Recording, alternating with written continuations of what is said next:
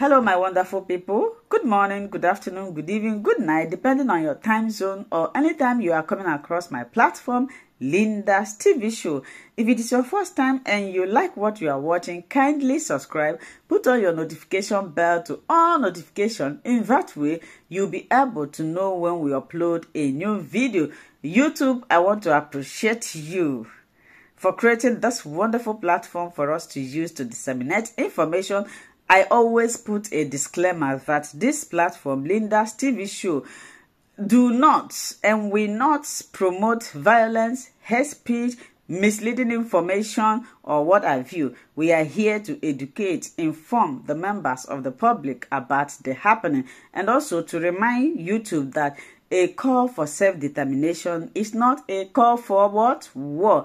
Even though man agenti ekenemon Biafra worldwide ekelemon, I want to appreciate each and every one of you in supporting my platform, sharing my videos, commenting. May God Almighty Chukwu Okike bless you all. So I don't want to talk too much. There is a video that I want you to watch where this white lady is explaining everything about Biafra.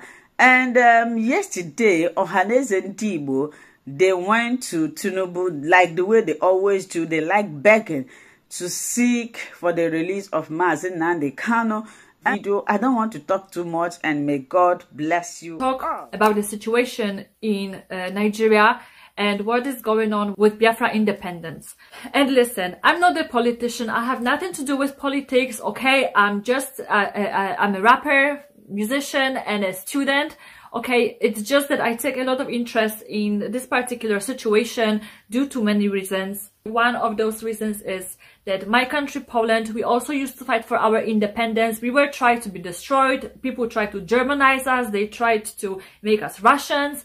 In the end, we fought for our independence and we got it back. And I also think there is a lot of similarities in Biafra history and in Polish history, and you know, this is one of the reasons why I'm really feeling for Igbo people. And I would like to address allegations against Biafra getting its independence that I heard about. And I'm actually quite surprised because there is a lot of Igbo people who come up with those ideas and allegations, and they don't want the independence of Biafra. They believe in one united Nigeria. So you don't have to take what I say as the universal truth, but I just hope that maybe I will interest you in taking this matter in your own hands, and you will go and do some research, check out the facts and what has been going on, go out there and spread the word to people. At least in my opinion, this is a very important issue, and we shouldn't just close our eyes, especially that European media, they rarely talk about what is going on in Africa. And in the end, we all live in this earth, okay? We are all human beings, we all deserve respect, and we all deserve to have a good life. Okay, so let's talk about this issue. Like, Biafrans, they want their independence, right? They are a part of Nigeria right now. Nigeria doesn't want to give them independence, and there is a lot of allegations against Igbos. Igbos themselves call Igbos selfish people for wanting an independence. Okay, people say that Mazi Nnamdi Kanu is a radicalist, that he's calling that he is causing a war now in Nigeria, that this is all his fault because he is gonna cause a lot of deaths, and basically what he does is propaganda. And people say the solution is not the Biafran independence, the solution is to unite Nigeria and unite Yoruba, Fulanis and Igbos all together, and that Nigeria needs a new government who is going to take care of all of the tribes equally, right? Because it's not just Yoruba, Hausa, Fulani and Igbos, there is also different tribes. Okay, and then they say that Igbos are being selfish because they want Biafra back, they want to separate from Nigeria, and they want to basically leave Nigeria out of oil. And that this is so selfish that they even want to do it. So let's talk about it for a minute. Let's talk about war, let's talk about killings, and that Igbos are trying to have a war, and this is going to cause a lot of lives and a lot of, you know, bad things to happen. But I think this is such a stupid argument against Mazi Nnamdi Kanu and against Igbos, because Mazi Nnamdi Kanu has not been calling for war. He has been calling for democratic referendum, so people can democratically, right, that people can decide if they want to separate from Nigeria or not. And in democracy, what matters is what most of people want, right? But Nigerian government is saying no, and they have been saying no for such a long time, but they have no intentions in trying to actually solve this problem at all. It's just Buhari says no because no. They've been trying to get this referendum for such a long time, okay, and referendums are happening in democratic countries all the time. And I'm sorry, but referendum is a peaceful way to get something done, right? They have not come to the government, and Igbos have not started to kill people in the name of Biafra. This is not what is happening. They have been killed. They have been killed. They have been killed. They have been mistreated. For so many years, they have been put up with this. The government doesn't want, you know, the part of where Igbo lives. The government don't care about it. They haven't had Igbo president for like 8 years or something. Okay, and basically they feel like they have been mistreated very, very much for a very long time. Which brings me to another point. People against Biafra, they say that Igbos should just shut up and they should just unite with the rest of Nigeria, that this is a progress and development to get the country going. Okay, you know what? This idea it's a very beautiful idea to unite people into one, to give them the common goals so they can have, right, these common goals, this common vision of the country together, and they can build the country together. This is a great vision. And I have nothing against it. It's just that if you have been mistreated in your own country for so many years, tell me why would you even expect suddenly like that something is going to change? Like, I think this is a little bit too little too late. You know, if Nigeria government done that many years ago, then I think that would be doable. But it's been going on for too long. Like, Igbos just don't trust Nigeria anymore, and they're just not gonna start suddenly trusting Nigeria. It's impossible. Like, it is against how human beings work. You know, like, we can put up with something for some time. We can try to change the problem, but if nothing has been done, it comes to the point where you are sick and tired and you don't believe anything that people, government, whoever says, because you've been mistreated for too long. It's normal. Like, imagine if you are in the relationship, right? Like, stupid, compare country to the relationship, but you know what, sometimes sometimes macromanaging has to be done first, comparing to micromanaging. So let's think about the relationship. If you are in a relationship and the person is mistreating you, you love this person, right? And you will put up with it for some time because you want to be with them, right? You don't want to break up, you don't want to, you know, cause this pain to another person by breaking up with them. But if this thing is going on too long and someone is promising you things, they don't deliver, if they just blow you off all the time, if they mistreat you, there's going to come the point where you will want to break up and you are not going to believe anything they say. You are not going to believe that they will change because you have never got a proof to believe that this change is going to come. And this is a normal thing. This is not being selfish. This is not selfishness. If someone mistreated you and you don't want anything to do with these people, this is not being selfish. This is self-protection. And also, now let's talk about this allegation that then people say that if Igbos are not going to stop fighting for Biafra, there's going to be a war, right? And the war was happening before, that it's going to happen again, that many innocent people are going to lose their lives. And this, yes, and this is a huge problem. And listen, guys, I can't sit here and tell you that you should go to war, you should fight. That would be so hypocritical of me. You know, I was very lucky to be born in a country who already got the independence. I was not living at the times when we had war here. Okay, so I don't want to be talking in terms of who should go to war, who should not. I don't know. But my point is that, like, people say that this fight for Biafra independence is going to cause war and kill a lot of people, right? But at the same time, they are saying that Nigeria needs a radical change of government, that there has to be politicians who are not corrupted, who care equally about each tribe, basically good politicians. So tell me, how exactly do you think that is gonna happen? You think that your politicians are peacefully just gonna resign from their position in politics? That's not gonna happen, like, ever. If you want that to happen, there's something big has to come.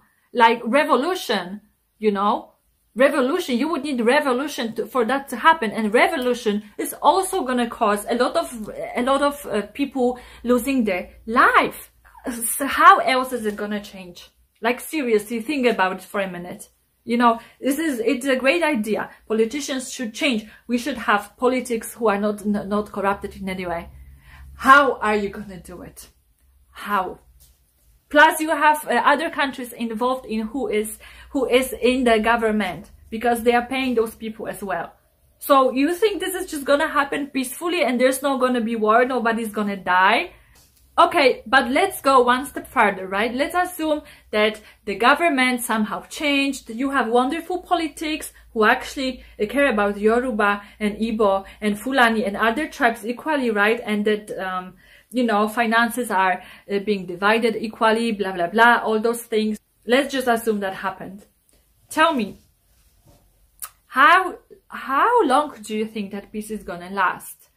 Because you have millions of Igbos who have very strong self-identification as Igbo, not Nigeria.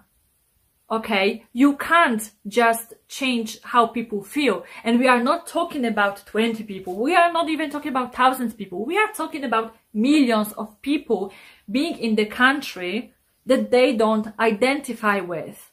So, you know, there might be peace for a little while, but those Igbos, they are not going to stop feeling like Igbos. They will still want their change, even if the government changes and everything, because it's also about self-identification. And Igbos, they used to be a kingdom. They were self-sufficient back in the days, and that history stays with them in their heart. Maybe some Igbos don't feel that way, but millions of them do. And I think that if you want to unite people who feel that way and tell them that they are someone else now, they are Nigerians, you know, I don't know. I think the government would really have to kind of brainwash them, you know. Yeah, basically. Sometimes I think about, like, if Poland would still be in Germany and we didn't get our independence, right?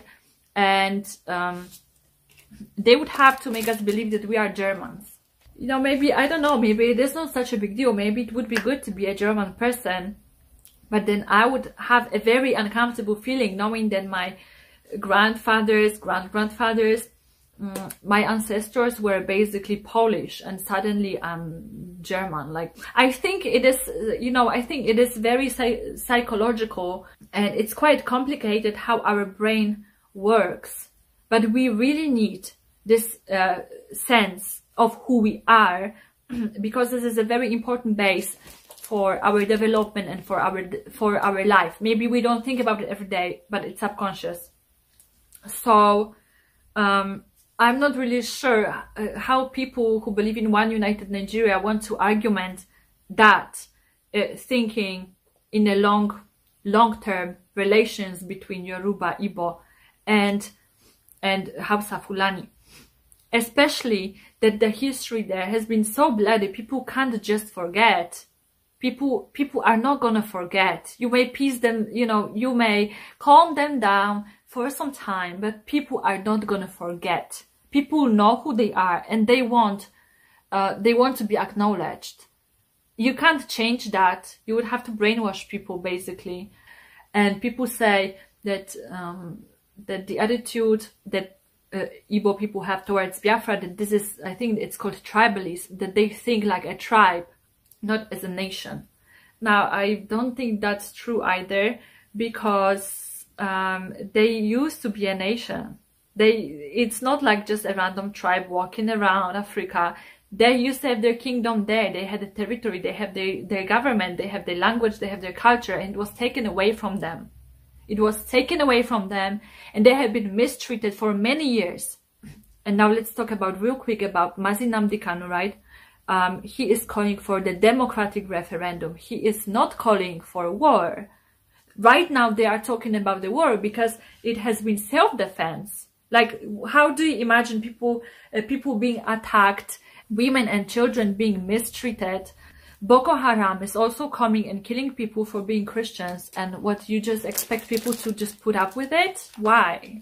I mean, every self-respected person is gonna protect themselves. Otherwise, you are a little bit stupid, right? So I don't know why people assume and say that he's calling for war. He's calling for war because Nigeria caused that war. I mean, Nigerian government, the people from the north, they attacked Igbos. So what do you expect them to sit on their ass and just wait and do nothing? They want their own country so they can also protect themselves, so they can close the borders from the attackers who are attacking and killing them, so they can have their own government and they can solve their own issues. Okay? And people also say that even if they will get their Biafra back, you know, it is not guaranteed that they will succeed. They might even become more poor. But don't you understand that they want to take in charge their own decisions? They want to be responsible for their own citizens, their own lives, because they have no power at all. I really don't know why it's so difficult to understand. I think it's pretty, obvious. Anyway, guys, these are my thoughts about Biafra and Nigeria. And you don't have to agree with me. I just hope you will do your own research. Maybe you can also take a video, put it out on social media if you are maybe from Poland or other country, just so people know what's up. Yeah, let's talk about it. Okay, so many people are even asking me, like, why are you so interested in the situation in Biafra? That's not your country, like, you've never been to Africa. And that is absolutely true. And I don't know, maybe this is weird, but like I said, I have my reasons why it is very interesting to me, and I do care about the situation. And at the same time, I think we are all entitled to our own opinions. It's just that we don't have to terrorize other people because of our opinions. And I don't think I'm terrorizing anyone. I just want to give you my thoughts, and you can take them or you can leave them. Also, like, I don't want to be putting a lot of videos, you know, which are about politics. You know, like, my channel is about music, but I just wanted to put out this one because I felt like this is important for me.